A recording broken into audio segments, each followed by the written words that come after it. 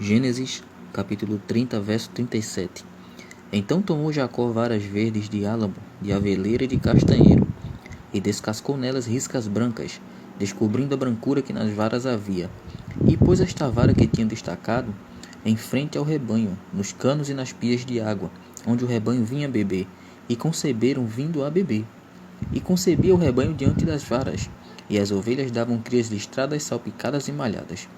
Então separou Jacó os cordeiros e os pôs às faces do rebanho para os listrados, e todo moreno entre o rebanho de Labão. E pôs o seu rebanho à parte, e não pôs com o rebanho de Labão. E sucedia que, cada vez que concebiam as ovelhas fortes, punha Jacó as varas diante dos olhos do rebanho, nos canos, para que concebesse diante das varas. Mas quando enfraqueceu o rebanho, não a pôs. Assim as fracas eram de Labão e as fortes de Jacó.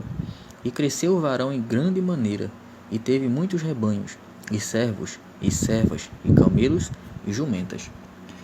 Vejam só, irmãos. Jacó agora usou a sua astúcia e elaborou um plano para subtrair o máximo possível do rebanho de Labão.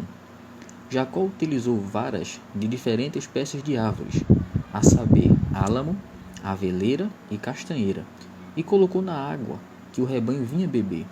Essas varas soltavam a substância que incentivava o rebanho a procriar.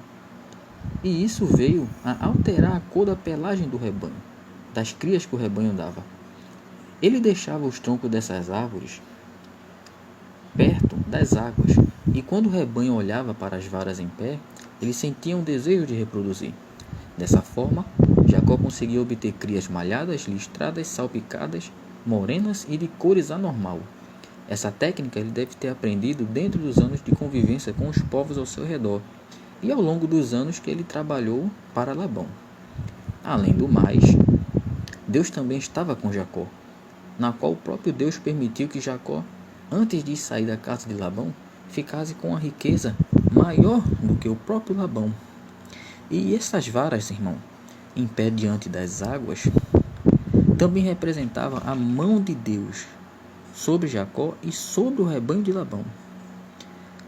Não é somente as varas que incentivava o rebanho a procriar, mas sim a vontade de Deus em fazer Jacó rico, em fazer Jacó grande, em fazer Jacó próspero.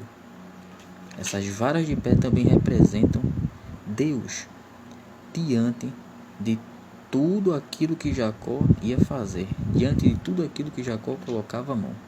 Embora que Jacó tivesse um certo sentimento ou um certo sentido de enganação, de injustiça, mas como Deus ele ainda não teve um encontro particular com Jacó, Deus estava assim mantendo a sua palavra diante de Jacó, a palavra de que faria Jacó grande e maior que o seu irmão.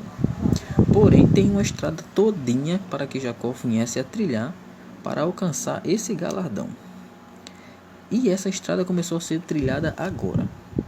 Com essa técnica, Jacó conseguiu extrair do rebanho de Labão muitas e muitas ovelhas e bodes, diante do acordo que ele mesmo fez com Labão. Amém? Uai, seu app de vídeos curtos.